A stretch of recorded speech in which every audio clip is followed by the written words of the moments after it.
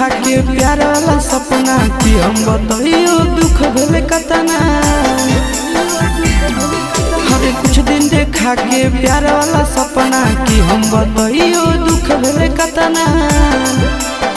ओकरे चलती बाबू के पैकेट से पैसा वो चोर लिया रे मोरा अखिया नींदो नहीं। ओकरे चलती बाबू के पैकेट से पैसा वो चोर लिया रे मोरा अखिया नींदो नहीं। सेहो रे छौड़ी के दोसर ले ले जाई रे मोरा अखिया नींदो नहीं। सेहो रे छौड़ी के दोसर ले